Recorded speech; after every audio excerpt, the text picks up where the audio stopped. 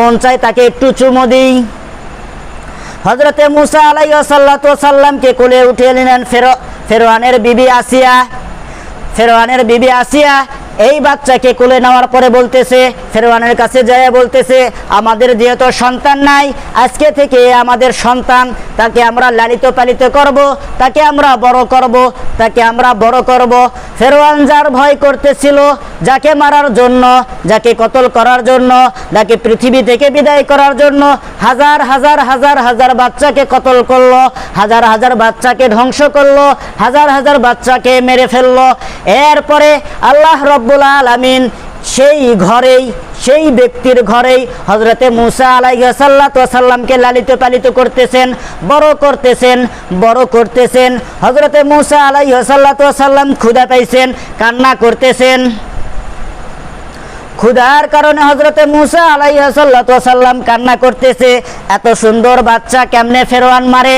ফেরআউনের বুকের ভিতরে, ফেরআউনের মনের ভিতরে একটু ভালোবাসা চলে আসলো।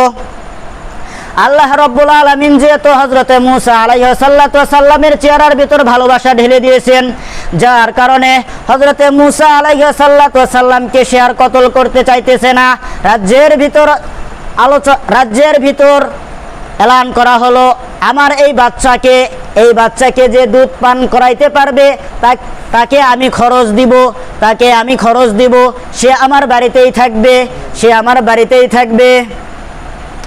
এমন যখন এলান করা হলো, রাজ্যের যে সমস্ত মহিলা ছিল সবাই চলে আসছে হযরতে মূসা আলাইহিস সালাতু ওয়াস সালামকে দুধ পান করাইবে। হযরতে মূসা আলাইহিস সালাতু ওয়াস সালাম কারো দুধ পান করে না। হযরতে মূসা আলাইহিস সালাতু ওয়াস সালামের কান্নাও বন্ধ হয় না।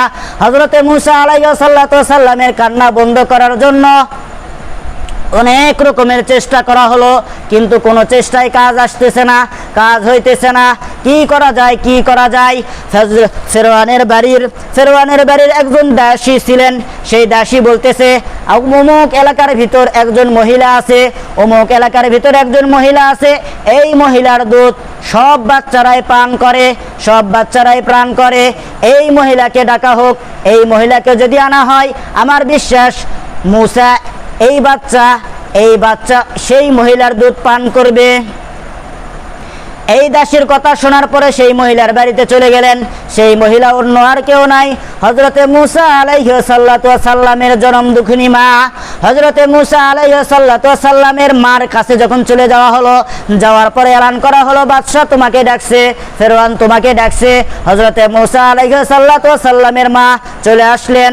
হযরতে মূসা আলাইহিস সালাতু ওয়াস সালামের মা আসার পরে তার কলিজার টুকরা তার সন্তানকে কোলের ভিতর নিলেন, চুমো দিলেন, তার দুধ পান করানো শুরু করলো।